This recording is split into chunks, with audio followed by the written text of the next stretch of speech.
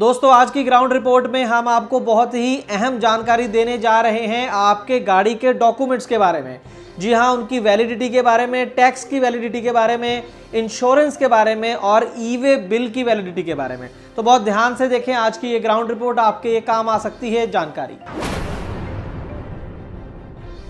Transport TV पर आपका स्वागत है। मैं हूं मनिंदर सिंह और आप देख रहे हैं ग्राउंड रिपोर्ट। दोस्तों 9 जून 2020 को दो बहुत ही अहम नोटिफिकेशंस जारी की गई हैं। एक तो है ministry of road transport and highways द्वारा और दूसरी नोटिफिकेशन है मिनिस्ट्री ऑफ फाइनेंस की। दोनों नोटिफिकेशंस में क्या लिखा है और क्या महत्व है नोटिफिकेशंस का, इसके बारे में एक एक करके बात करते हैं। सबसे पहले जो ministry of road transport and highways की जो नोटिफिकेशन है उसके बारे में बात कर लेते हैं। जैसे कि आप जानते हैं कि जब लॉकडाउन हुआ था 25 मार्च से लेकर, तब जो आपकी गाड़ी के डॉक्यूमेंट्स थे या आपके डॉक्यूमेंट्स थे पर्सनल, जैसे कि ड्राइविंग लाइसेंस वगैरह, उनकी वैलिडिटी 30 जून तक बढ़ा दी गई थी। तो बड़ी खबर आज ये है कि उन तमाम डॉक्यूमेंट्स की अब जो वैलिडिटी है वो 30 जून से बढ़ाकर 30 सितंबर कर दी गई है। तो कुल मिलाकर जो डॉक्यूमेंट्स की वैलिडिटी है उसको 3 महीने तक और बढ़ा दिया गया है। आप नोटिफिकेशन देख सकते हैं स्क्रीन के ऊपर। इसके अंदर 4A जो पॉइंट है वैलिडिटी ऑफ डॉक्यूमेंट्स, ये मैं पढ़ के सुनाता हूँ आपको।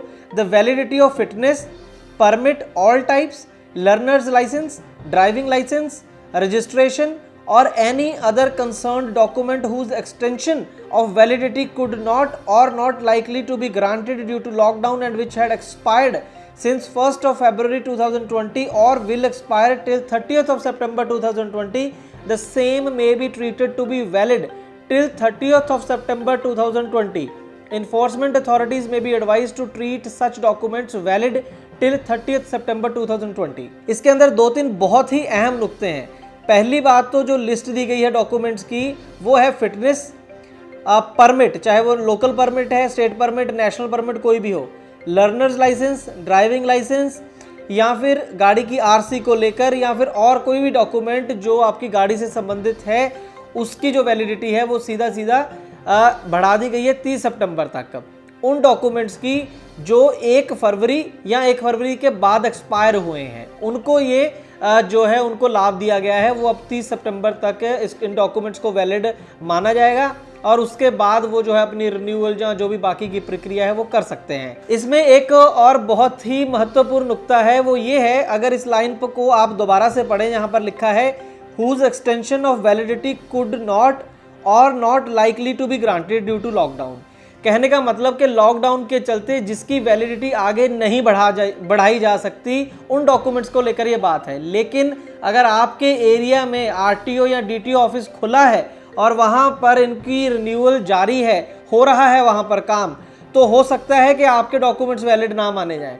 तो हमारी पर्सनल सलाह ये है कि अगर आपके लोकल डीटीओ आरटीओ ऑफिस में ये तमाम चीज़ों की जो है रिन्यूअल है वो आगे हो रही है, जैसे कि fitness, permit, learner licence, registration वगैरह, तो आपको करवा लेनी चाहिए। आपको वेट नहीं करना चाहिए, इससे आपको कोई लाभ नहीं होगा, नुकसान ज़रूर हो सकता है फ्यूचर में।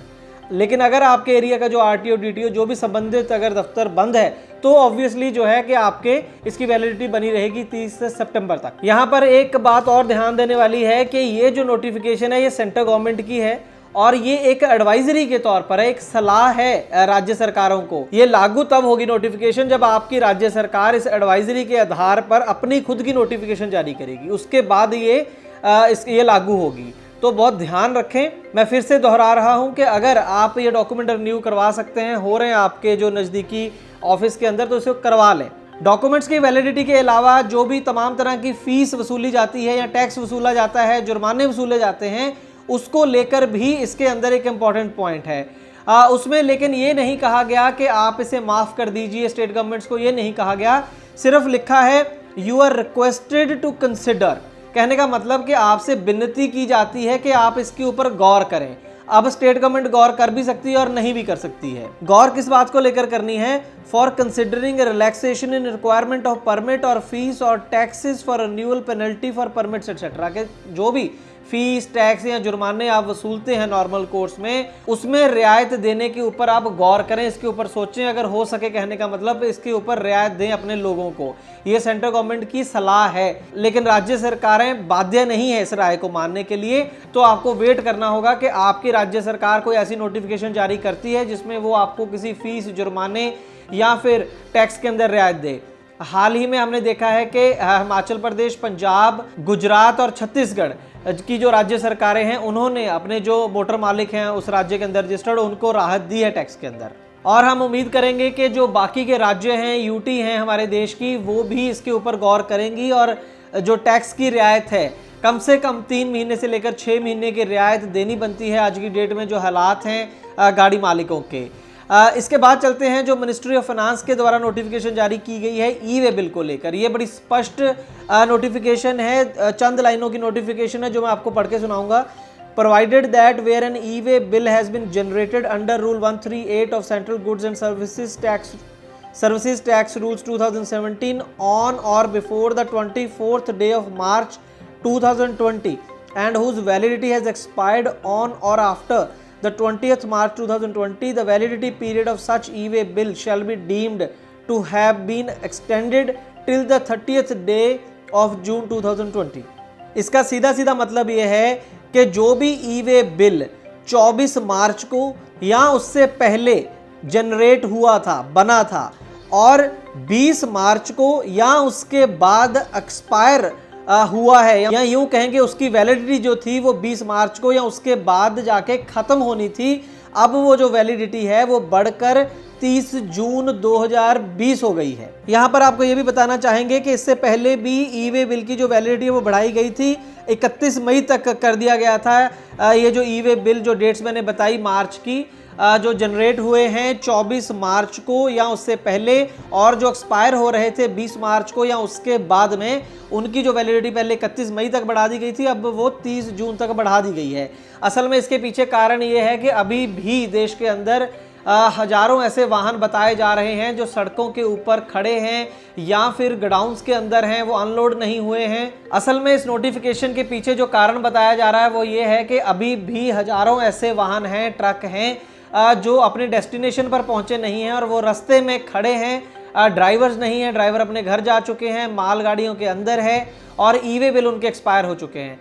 तो अगर अब उन गाड़ियों को अपने डेस्टिनेशन पर पहुंचना है और टैक्स अथॉरिटी से बचना है तो ई वे बिल की एक्सटेंशन बेहद ज़रूरी थी। उसी को ध्यान में रखते हुए 30 जून तक ये वैलिडिटी जो है ई वे बिल्स की बढ़ा दी गई है। इसके बाद एक बात और कर लें इंश्योरेंस को लेकर। यहाँ पर हम बताना चाहेंगे अपने दर्शकों को कि इंश्योरेंस को लेकर कोई भी एक्सटेंशन नहीं मिली है। जब भी आपकी गाड़ी का जो बीमा है वो एक्सपायर हो रहा है, उसी दिन से आपको वो बीमा दोबारा से रिन्यू करवाना है। कोई भी राहत बीमा को लेकर नहीं है। उल्टा ये खबरें आ रही हैं कि कभी भी IRDA जो है वो थर्ड पार्टी बीमा की जो दरें हैं उसमें बढ़ोतरी कर सकता है। खैर वो जब होगा हम आपको ट्रांसपोर्ट टीवी पर ज़रूर बताएंगे, लेकिन फिलहाल दोबारा से मैं दोहरा दूं कि जो डॉक्यूमेंट्स हैं आपकी गाड़ी के और आपके, जैसे driving licence, registration certificate, fitness certificate, permits, ये तमाम चीज़ों की जो वैलिडिटी है वो अब 30 सितंबर हो गई है।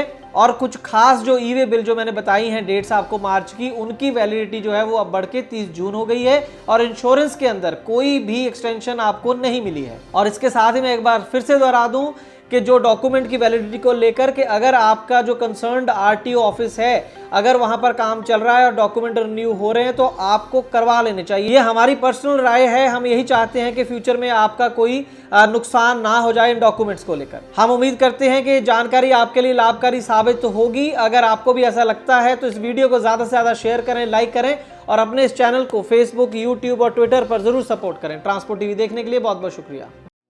ट्रांसपोर्ट टीवी को यूट्यूब पर अभी करें सब्सक्राइब और दबाएं बेल आइकन। फेसबुक पर लाइक करें हमारा पेज और ट्विटर पर भी करें फॉलो।